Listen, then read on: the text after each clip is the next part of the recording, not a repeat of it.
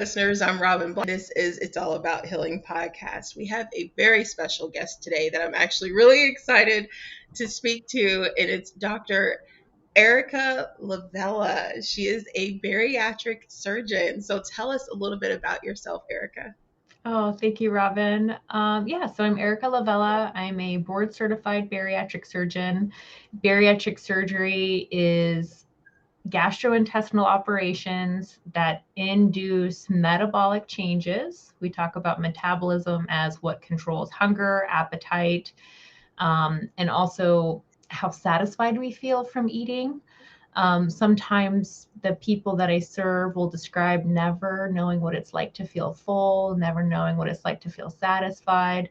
And some of that comes into the nutritional choices we make. So what I do is I do operations that help people feel that again or feel that for the first time. And then the side effect of all of these things is that people lose weight. And, while weight loss is a side effect and something that we can celebrate, it's by no means the reason we do it. We do it because we're here to prevent, diabetes or cure diabetes, high blood pressure, high cholesterol, just the total body inflammation that sometimes, not always. So this is kind of a fun body positivity fact for everybody, but of people that reach the obesity category according to BMI, which is a very flawed system, I will admit that.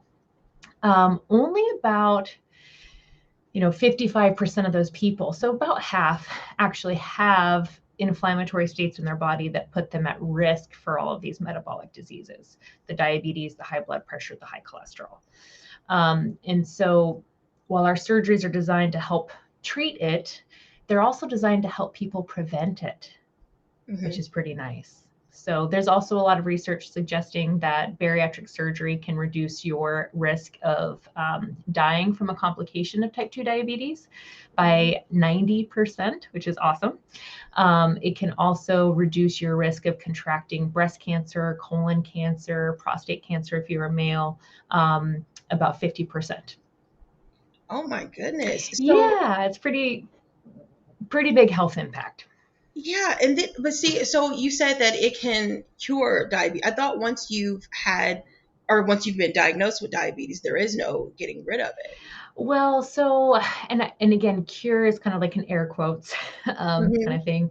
So there's a certain subset of people where diabetes doesn't come back in as many as 50% of people that have had gastric bypass, which is pretty great. And medications don't cure it. You can be diet controlled. So maybe controlled is the Hmm. better way to think about it, because really diabetes, we call it a lifestyle disease, but we're recognizing that through genetic ancestry, our environment, our stress levels, there's certain populations that just have chronically been exposed to a lot more stress than others, Hmm. and so because of these other contributing factors than just the food we eat, we recognize that diabetes is really multifactorial. And so maybe a more correct way of saying it is, surgery controlled. Okay. Okay. But you can get a pretty darn, I mean, you can almost cure it. And there's even some surgeries out there, they're more aggressive. We Mhm. reroute more of the intestine. I mean, the data on those is suggesting that 100% of people will never have diabetes again. Wow, that is amazing. So, what's that feel like being able to be a part of that for others? Being able to say, well, I'm helping, in a sense, heal. You're actually a healer because you're helping them heal their Yeah. emotional trauma that they've held on to for so long. Yeah. Well, so it is, I would love to take credit for helping people heal through all their emotional trauma as a Hmm. surgeon, but it does take a team. So I work Hmm. with behavioral Yeah. health, doctors, psychologists. I work with a strong team of dietitians. Myself, there's other medical doctors in our community, internal medicine, endocrinology, sleep medicine. And so we really do it collaboratively. The emotional piece is very fascinating because yes, there is a lot of um, weight related trauma. And, I just heard the story last weekend, but, a woman was more or less abandoned and raised by her grandparents, and her grandparents were also not entirely stable. And so this woman, as a little girl, was spending time at aunts, uncles, cousins' Mhm. houses, and there was a lot of jealousy and insecurity about her beauty. Yeah. And so she felt and was told she was force fed by her aunt so that she wouldn't be more beautiful than her own daughters. I mean, that's like a Cinderella story, right? Yeah. So I'd never heard that before, but that's one expression of what just the different layers and baggage that people have. I've also heard stories from patients. Their parents just didn't know any better, and they were poor, and Yeah. so a bag of potato chips was dinner. Hmm. And so, how are you to know or develop relationships with healthy food? And also, a bag of potato chips, it doesn't really feed anybody. I can Right. eat a bag of potato chips and I'm still hungry because Yeah. it's empty calories. And so there's a lot of education that goes into it. But to answer your question of how does it feel, it feels really damn good. Yeah. There's not a lot of fields in medicine where I feel like we get to balance intervention in the Western kind of medicine realm of, surgery and medications and, all these kind of life saving, but also chronic disease managing tools. There's Hmm. not many fields in medicine where we get to do both prevention and the intervention. And it's Right. really this delightful weave. And so I know you said it takes a team, obviously, which is amazing. And you said the dietitian as well as the psychologist. What is that like? Because I know for me myself, I am an emotional eater and I struggle with that. And we live in our heads so much. So even if I were to get this surgery, how much of a struggle? Like, how do we actually get that help? How often are we seeing the psychologist after surgery? Yeah, and it kind of depends. I'd say the most robust of programs offer psychology support every time you're back in the office seeing the doctor or the dietitian. That's a Hmm. dream of mine. We are working there. Our dietitians also have skilled training and what they call motivational interviewing. And what we really try to teach people is you got to just bring awareness to it. And it's Yeah. tricky because this is where you get very Buddhist, but it's Hmm. awareness without attachment. Right. And that is, I mean, whoa, okay, awareness without attachment. So by you being aware, and sometimes we have to do this with like writing down a food log. Hmm. And so what I tell people is start by just writing down whatever you naturally want to eat without any attachment to it being right or wrong. Hmm. Whoa, okay. As you naturally observe what you're doing, you can also write down an emotion with it. And then from there, you can bring the information back to your dietitian, and your dietitian can just serve you with, sometimes when we want sugar, sugar is actually a supplemental, almost like an energy for love and attachment, Hmm. connection. And so, we can see that on paper, can be like, oh, okay, well, this seems to always happen at night. Yeah. Okay, well, what's at night? Like who's in the home with you? What is your partner doing? Do you have a pet? You know, Hmm. um, could you get lost in a good book? And then the other thing is sometimes it's just habit. So we also kind of have to just break ourselves of habits. And so, Right. yes, there's emotional eating. We are all emotional beings. I like to describe emotional eating as, you know, when we're first born as an infant, every time we cry, which is like one of our only ways of communicating for a while, Yeah. um, we are given food. We're given a Hmm. bottle, we're given a breast. That breast milk is actually sweet. Formula is actually kind of sweet. And we're given it, and we drink so much, and our stomachs are so small that we often drink to the point of like throwing up. you know, Yeah. burp, burp, burp. Babies will like Yeah. spew all over you. So, depending on, and this is where I talk about this with awareness, but we don't have to necessarily make anybody feel bad or like a victim or necessarily blame our parents, but just acknowledge the fact that as a child develops, there is a natural biological need for that child to then develop non-food coping mechanisms as their neurodevelopment goes on. Mm-hmm. But what I see a lot is I see parents use food as a way to pacify really young children. And Yeah. so, it becomes a supplement for connection, a Yeah. supplement for eye contact, for hugs, for like just sitting down and taking 5 minutes to like love on your little one. And Mm-hmm. so, here's a snack, go be quiet, like leave me alone. I got to clean the house or Right. whatever might be going on. So it kind of comes up as we're, again, adults exploring these aspects of our own healing, our own relationships with food, with awareness, without attachment. And then how can you, as a grown up, start identifying when you need love and connection? Have you eaten enough of the right things throughout the day? I mean, that a lot of times is also a stimulus. So if you don't have enough fiber, if you don't have enough protein, if you don't have enough healthy fat, our metabolism is also going to be pleasure reward seeking. And Right. so we're going to be, more snacky because we're also underfed. Yeah. So that's where it's also this balance of, what we call functional, high quality, nutrition, colors, vegetables, hopefully more plant-based foods than not. And then enough protein and, the right kinds of carbohydrates. But you kind of weave all this stuff in, and then with the guidance of a dietitian, and then with the support of a psychologist. So in our evidence-based center of excellence kind of program, it is standard of care that every patient meets with a psychologist once to get evaluated for eating behaviors that kind of cross disordered. So, I mean, Mm-hmm. I would say every human at some point can identify as an emotional eater.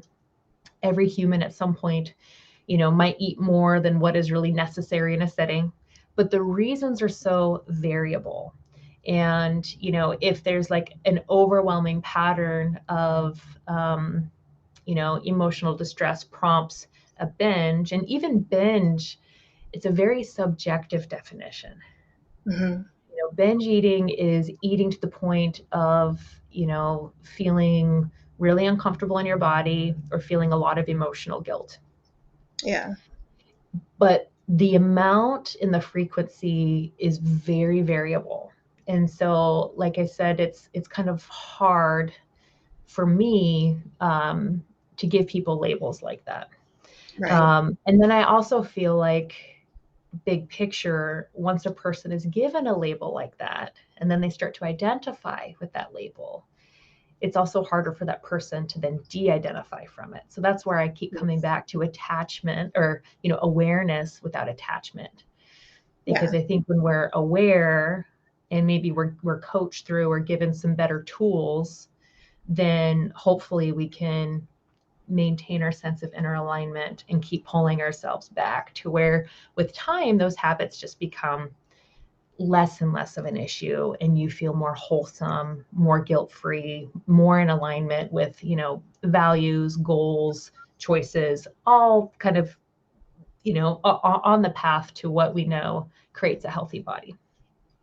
And I think that's what a lot of people will say that they struggle with, because even I myself struggle with that, is because when you struggle with weight, it's like society puts this, like you said, they identify you as plus size. And then that's what you start seeing yourself as. And that's, you start feeling as though that's all everyone else sees, is they just see your weight. And how, I guess, well, I know you said that, they, over time, you can kind of overcome thinking that way, but I'm sure that that has to be a very long process to try to move away from looking at things that way and only seeing things that way, and then also projecting that before you even know what someone else is even thinking. Oh, 100%. And that's where I'm like, it's in medicine, we're quick to label disease. We're Mm-hmm. quick to offer a drug Mm-hmm. for treatment, and the buck kind of stops there, or surgery, right? Right. Um, what you're talking about, what I'm aware of and trying to build support around is what we're talking about doesn't need a doctor. What we're talking about needs, sure, we can talk about social and societal reprogramming. That would be nice. I Yeah. think with conversations like this and awareness like this, Yes. we will hopefully get there. But, Yeah. it's kind of an inside job, and I think you said this in that little segment I talked about a woman's dignity. Like you really, really, really touched on that. Like, where does your self-worth come from? Right. Where does your worthiness come from? And, really fostering a relationship to that separate from what we see on the outside. Yeah. And then coming back to that as a sense of home. Like Yeah. that's, and how do people get there? I mean, there's a Hmm. ton of different ways for people to get there. I love guided meditations and somatic experiencing. And I mean, I did a whole workshop where all we did was like crawl around on the ground, Hmm. and like meow like cats. And I mean, it was, but like there's an element of like playfulness and not Right. being so serious. And Hmm. um, it's a loaded question and it takes work, but it's the Yes. right kind of work, Right. Yeah. and I think women have the capacity to feel pleasure more Mhm. easily than we feel pain. However, the patriarchal paradigm really has us like thinking rigidly about ourselves, Mhm. putting us in a box, thinking rigidly about healing. And like the feminine way is like, girl, do what you want. But like, is what you want really what you want, you Right. know? Yeah. And so that's, that's just where it's like choices, awareness, not having attachment, and just kind of keep coming back. And then, because I know I went um, several times, I've tried to actually do this surgery, and either my insurance didn't cover it, or the one time I think where the insurance was going to cover it, when I went to the class, I immediately got discouraged because it was more so overwhelming because I realized it wasn't about just weight. It really was more mental and more like, this is going to change my entire life. And I think that's what was the hardest thing, was realizing you're going to change your entire life from this surgery. Because when she was going over like the measurements, the food that you had to take, like just the education behind it was just so overwhelming. It immediately discouraged me. So like, what suggestions do you have for women or even for men that are going through this class and they immediately get discouraged? I wish you were in my class. Um, I mean, yes, I think it is wise to invite your participants, your future patients to think broadly. Mhm. Again, Western medicine we're kind of conditioned to think it's an easy way out. Mhm. And, oh, I have this surgery. I don't have to think about anything and my health is going to be fine. But the amount of education that goes into it is really just trying to reprogram a person from not paying any attention to where their food comes from Mhm. to all of a sudden taking shared responsibility in choosing correct food for the body. And even then, like I mentioned, it's making sure you are eating an appropriate amount of protein, because protein hormonally acts on hormones in your body that does tell you that you're full, you're fed, you're satisfied. Yeah. um, and then, there's vitamin and mineral deficiencies that can happen when we're on a very restricted low calorie diet. And so you have to be careful about how a person is sort of trained to eat immediately after surgery. Mhm. Um, and then, you know, everybody comes from different backgrounds, different experiences. And, like fast food as an example, nobody can be healthy eating that stuff Yeah. on a regular basis. Yeah. And so, then comes an act of self-discipline of like, okay, well, now I need to learn how to prepare food for myself. Right. And for some people that's really new. Mm-hmm. Does it mean you can't eat burgers? No, of course you can. But maybe it's something you want to make at home. Yeah. Because home prepared food is different than the food science that they use at those fast food restaurants. Yeah.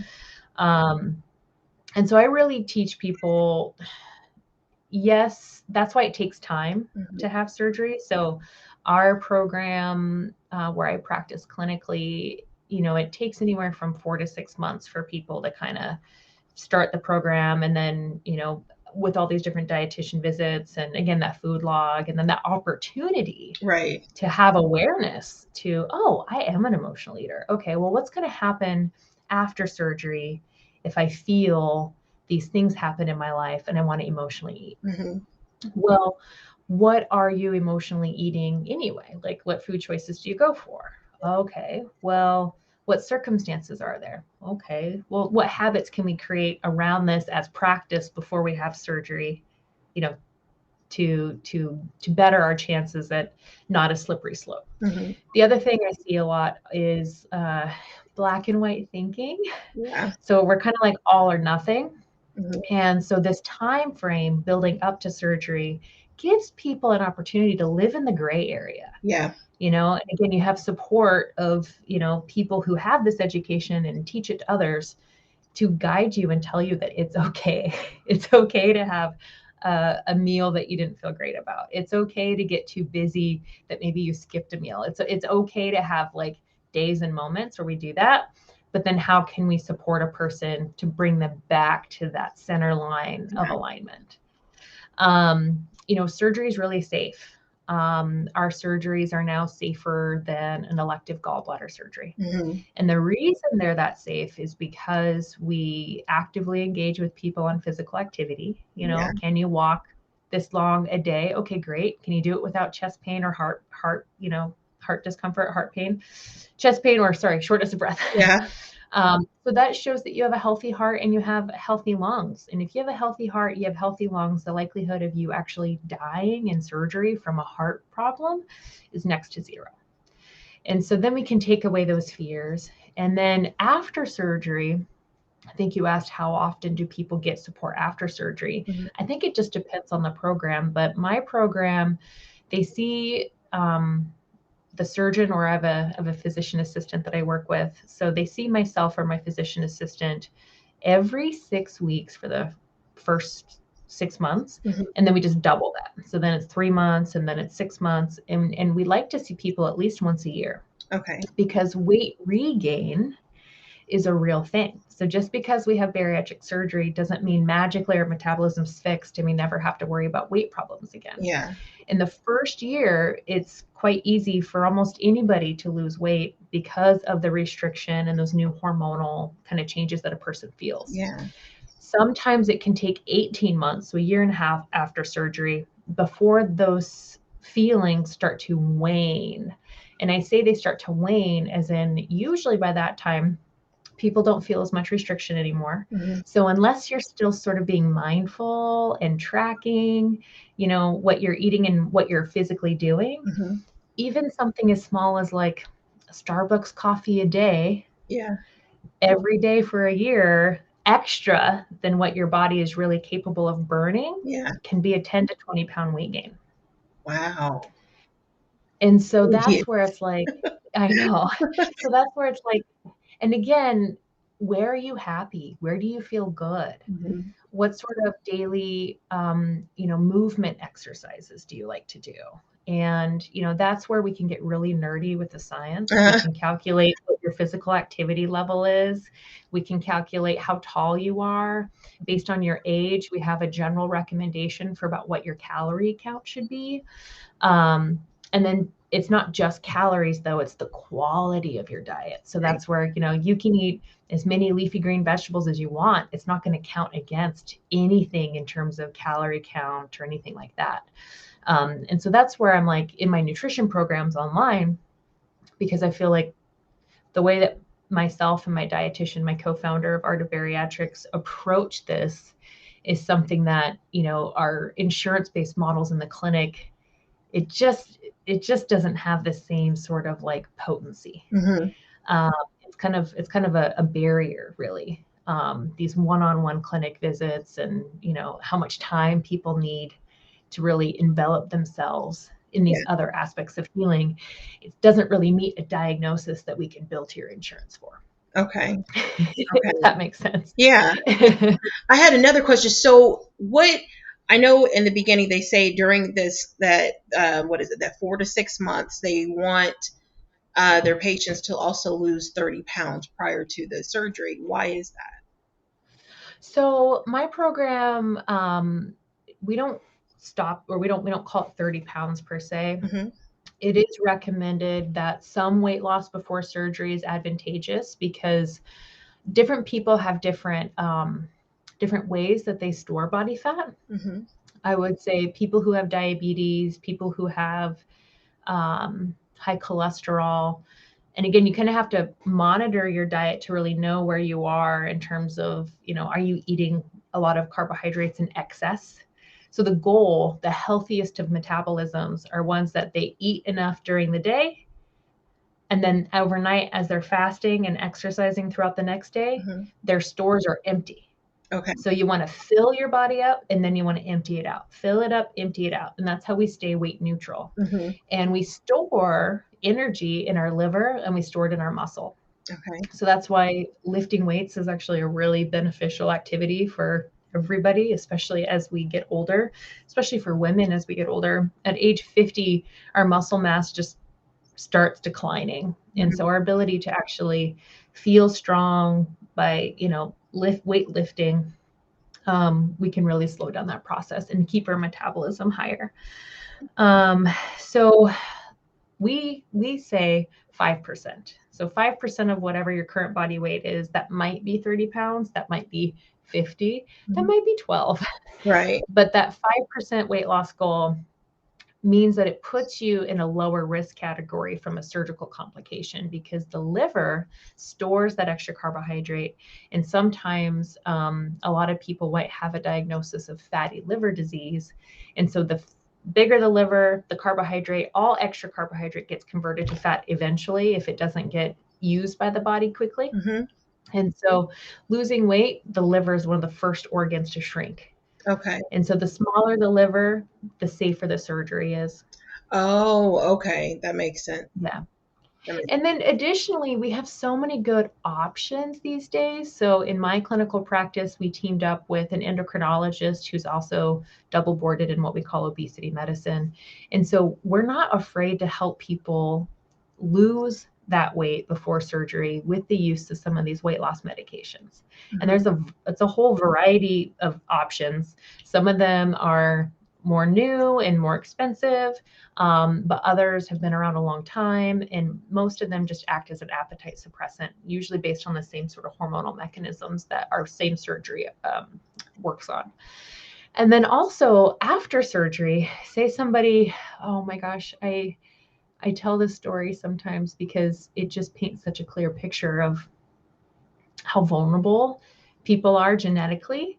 Once you get above a certain weight, it's really, really hard for your body to really keep the weight off. Mm-hmm. And so it is nice that we have this whole menu of options to help people do it with medications. But I met a woman who lost 150 pounds with gastric bypass, maintained it for over a decade, Mm-hmm. had 4 babies in that time, and then the pandemic happened. And the pandemic closed her gym. She was doing weight training and high intensity exercise, 3-4 days a week, very regularly. And so not only did her gym close, but then she also had to become a stay-at-home mom to her children, homeschool her kids. Mm-hmm. And most people, I think they called it the COVID-20, Mm-hmm. but because we're home so often, and we just kind of do this thing where we like go through the kitchen and snack, and go through the kitchen and snack. And so in my industry, we call that grazing. Mm-hmm. And so even if we were to eat the same amount of calories every day, if we were to eat something every couple hours, what we're doing hormonally is we're spiking insulin, and insulin is a hormone that makes you store calories. Okay. So it's best to eat maybe 3 meals a day Mm-hmm. and not snack or graze and not do liquid calories, because you're hormonally getting yourself in a position where now you can use that energy that you just stored from that meal as fuel to the Right. next meal. Versus like a little bite here, a little bite there, you're constantly store. Now that is true for regular people that aren't ultra running, and Yeah. it's a totally different conversation if you're an athlete who's doing a lot of training, right? Mm-hmm. In that situation, if you're not eating regularly to fuel the demands that your body has on it, then you're going to get really weak, tired, your muscles are going to cramp, and you're not going to have a good time making it through your 20-mile run. But most of us aren't running 20 miles. Mm-hmm. Most of us aren't even running one, Right. you know?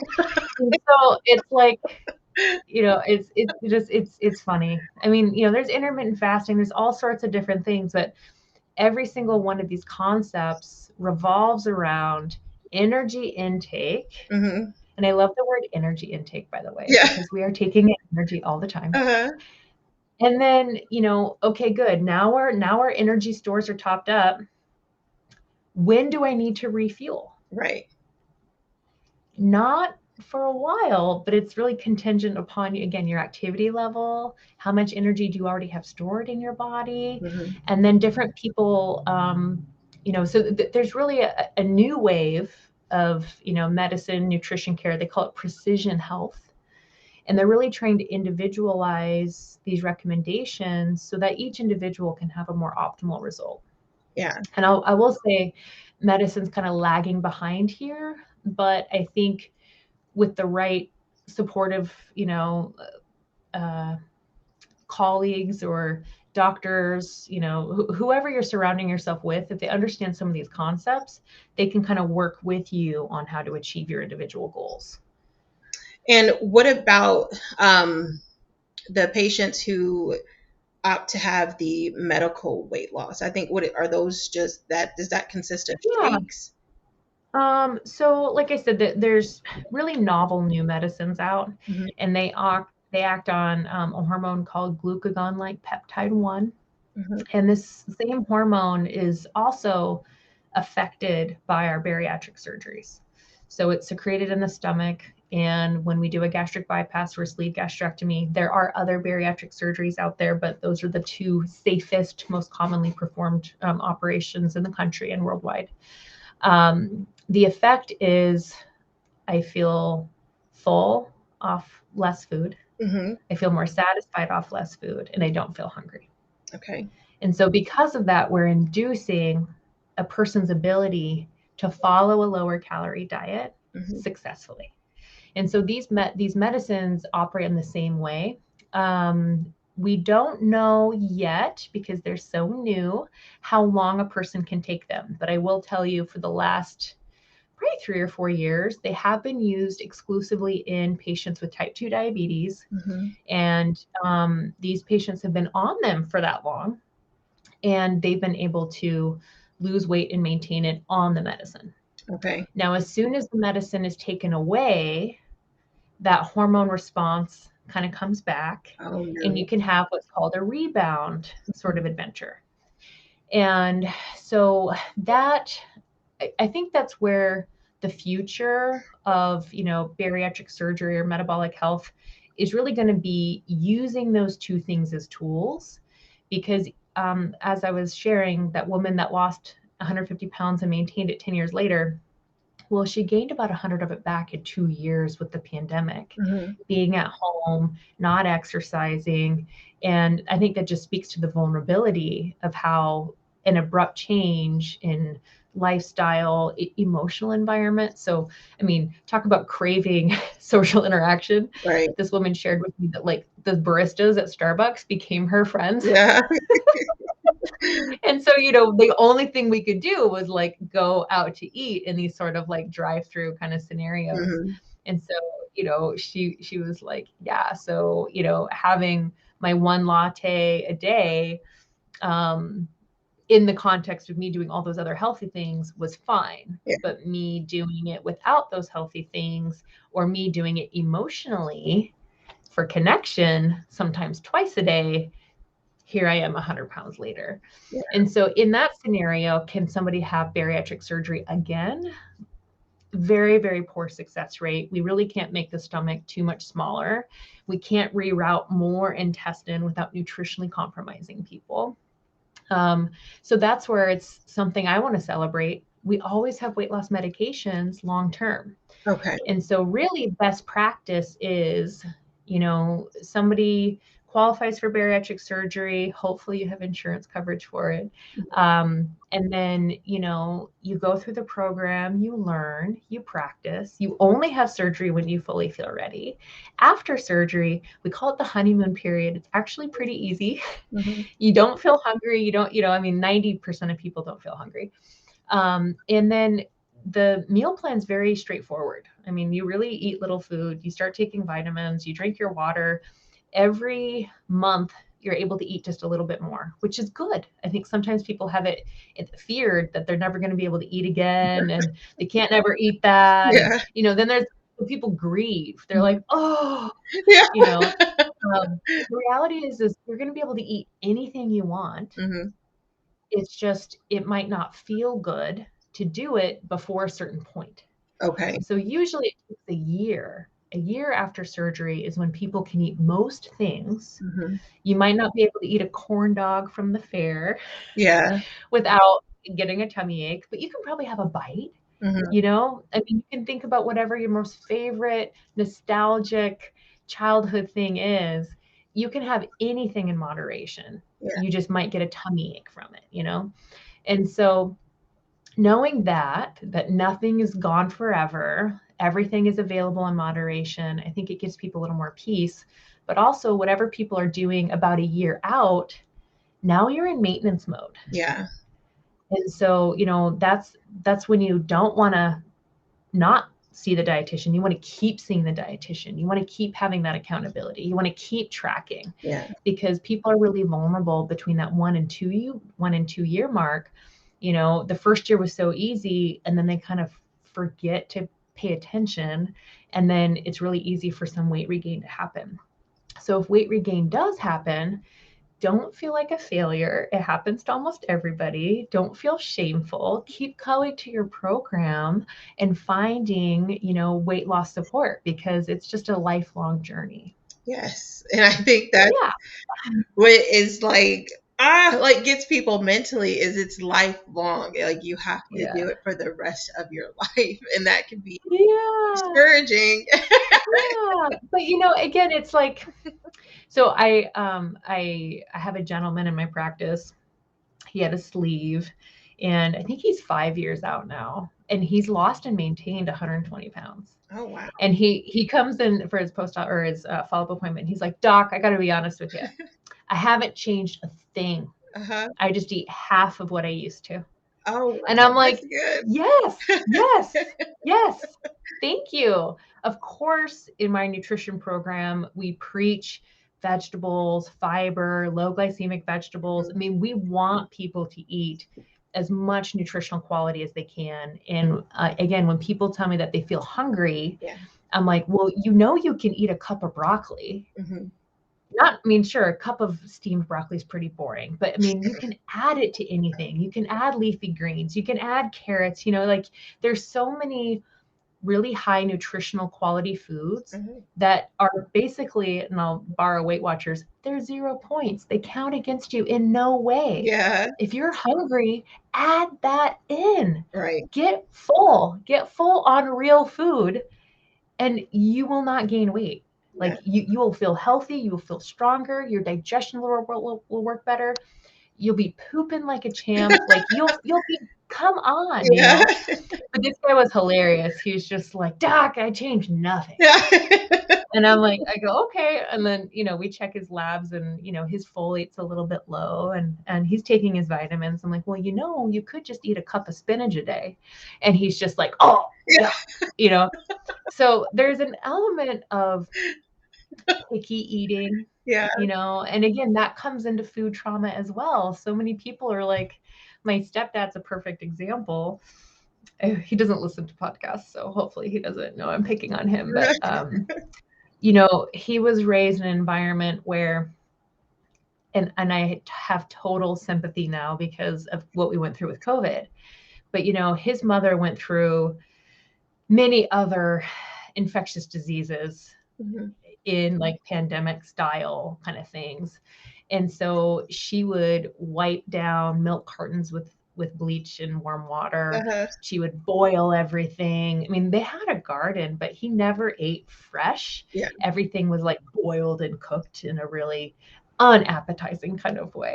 And so, he felt like canned vegetables was better than anything that could ever exist. Yeah. And I mean, it was funny. I was 19 before I knew what a nectarine was because of how picky my home environment was. Yeah. And then also just like open yourself up to what it means to be educated and the power of nutrition. Like I said, I grew up in an environment where I was around a picky eater, an adult picky eater. And so I thought I was a picky eater, but I'm really not. I like to eat everything. And I took my first nutrition class and all these little light bulbs were going off because the more alive and vibrant your food, it directly communicates with your DNA. Oh, okay. I didn't know. And yes, directly communicates with your DNA through messenger RNA, which is the same way viruses interact with our bodies. And so everything is just sharing genetic information. And so the healthier our diet in terms of living raw or cooked, but it doesn't have to taste bad, but we just need to eat more vegetables. Yeah. And I mean, I would say 90% of our problems would go away.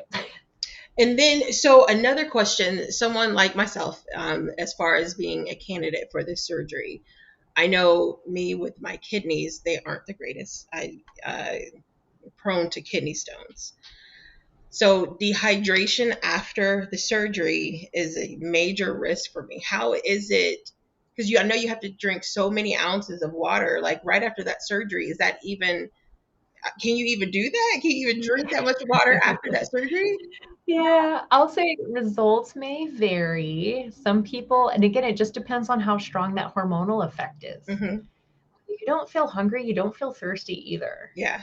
And so it does become a chore, but we tell people, set a timer on your phone. Every 10 minutes, you drink an ounce, which is literally a shot glass of water. Yeah. The other thing is the first month, it feels really new and different, but over time it gets really easy. Okay. Kidney stones is not a type of kidney issue that makes surgery not work for you. But both surgeries can promote the development of kidney stones, even in people who have never had them before. So you are correct. Hydration is really important, but it's as simple as just constantly sipping it. In the first week, our patients maybe drink 48 ounces of water a day, which is about half of what you should be later on. But some people are comfortably drinking up to 64 ounces. Okay. And it just kind of depends. Okay. Because that's like my biggest worry is it's like I'm gonna get dehydrated and those kidney stones are coming right back. So it's you're constantly sipping it. And again, that first week after surgery, we kind of warn people you might not have room for anything other than water. Okay. And so again, if you feel cranky, irritable, hungry, then protein shakes, Greek yogurt, something. And then, but hopefully high protein, low carb. Like this is our chance. We're gonna deplete all those carb stores and get you into ketosis. You're in ketosis pretty quickly within 3 days after surgery, which is great. You're in fat burn. And I have another question real quick. So I saw someone who they were preparing coffee that they drink. As soon as you said ketosis, that's what made me think of that coffee where it had butter in it, because I'm not a coffee drinker, but Yeah. they put butter and MCT oil in it. Is that Mm-hmm. highly Mm-hmm. recommended, or would you say no? Uh, I mean, they call it fasting mimicking. Mm-hmm. So I think the idea is for people that have a harder time fasting and for people that really love coffee, Yeah. instead of putting like milk or creamer in it, which would kick you out of Mm-hmm. fat burning ketosis, the MCT oil and the butter are it gives you a little bit of calorie, but fat doesn't stimulate insulin. Mm-hmm. And so because there's no insulin spike, it's like your body thinks you're still fasting and you're able to then kick into fat burn a little bit more. Oh. But what's tricky, this is going to get a little tricky.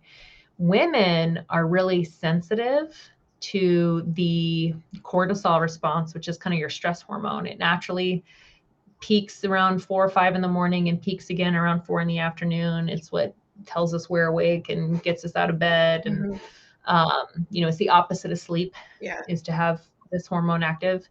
So when women fast, our cortisol spikes a lot. And when cortisol spikes, we have a harder time getting into ketosis. So I don't know. Do you have to do butter? No. Is it that healthy for you? I don't know. I mean, when you follow those recommendations, a lot of times it's men doing them Mm-hmm. and promoting them. So I think as a woman, you want to be really mindful of where you are in your cycle, Mm-hmm.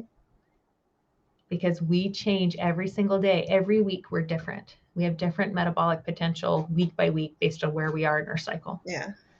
And men just don't understand. They can't relate to that. They have no idea. Yeah. Do you need to pee on a ketone stick? No, you know.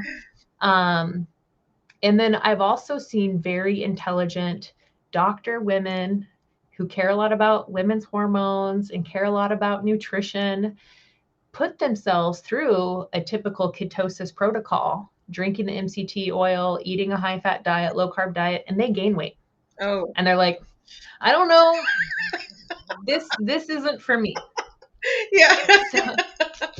So, and I think what gets a little tricky is when you're a consumer of information Uh-huh. and you're curious, we kind of get shiny new object syndrome, Yeah. and we're like, ooh, ooh, ooh, and so we kind of jump to the latest and greatest thing. But humans have been on the planet. I mean, now it's estimating over 100,000 years. Yeah. Whoa, and how did they do it? Right. Yeah. When did our obesity and chronic disease even become a thing? Right. Not that long ago. Yeah.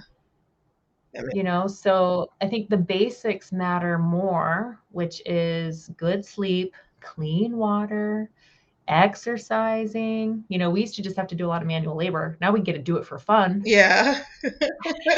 if you call it fun. Yeah. But, that's where, like, in my patient population, I'm like, just go for walks, get a dog. Mm-hmm. I mean, a dog that kind of pulls you, where you kind of have to pull back, Yeah. switch arms, walk up a hill, go spend some time in nature. There's a fun exercise you can do at home. And can you get up and down off the floor from lying on your back? Can you lie down on your tummy, roll over, stand up, get back down, do that 100 times. Just stand up and lie down off the floor. Yeah. Your abs are going to be so sore. Your arms are going to be like, oh, because you're kind of like doing push-ups. Yeah. But, it's also safe. You can use your couch for support. You can use a bench for support. One of the sorest I've ever been was helping my husband paint a house. Mm-hmm. Just because you're like down on your knees, getting in the cracks, standing up, reaching over, but you're like up and down, Yeah. moving from wall to wall in this house. And I'm like, whoa, what is that?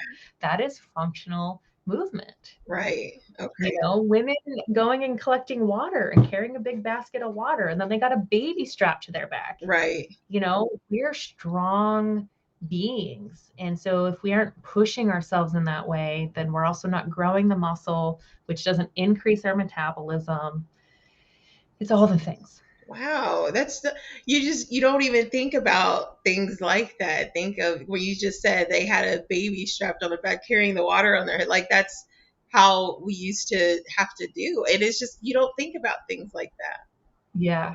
That's Yeah. very interesting. That's kind of getting the wheels spinning. So for about a year now, this is not a plug for them, by the way. Maybe I'll keep their name a secret. But I did, okay, I'll just say it because I love it. Burn Boot Camp. Uh-huh. Do you have one of those where do you live? I live in Indiana. Indiana? Okay, well, look it up. You might have one. Okay. Anyway, it's highly infectious, very dynamic, lots of different body movements. And I don't think I've ever been this strong in my life. And I love it. And not only that, but it's like every class is super full and they never like max out either. They can put a lot of different people in a class. They have childcare. I don't know if you have children. So there's no excuse there. Yeah. And then it's this infectious community where like you have to give 3 high fives before you even do your warm up. And then after your warm up, you have to turn around and give 2 new people 2 new high fives. And then you do a lot of partnered work. And then you have to learn their name. And then there's different stations. You do different stations. And every day it's something different. Yeah. It's only 45 minutes. And you leave there feeling fully connected because you just high-fived and smiled and met like 6 new people. Yeah. And I'm like, you guys have a good thing going on because literally just the high fives and the smiles, talk about emotional eating and needing like connection maybe is like, a proxy. You leave there feeling very, very satisfied. And what is it called now? Burn Boot Camp. But there's a lot of different, boutique exercise programs like that where it's not a very long class and there's a trainer and then they just they work you hard and then you're on your way. And where is that located? Where are you located? I'm in Corvallis, Oregon. Okay. And I think we have two or three of this style of gyms here in the state.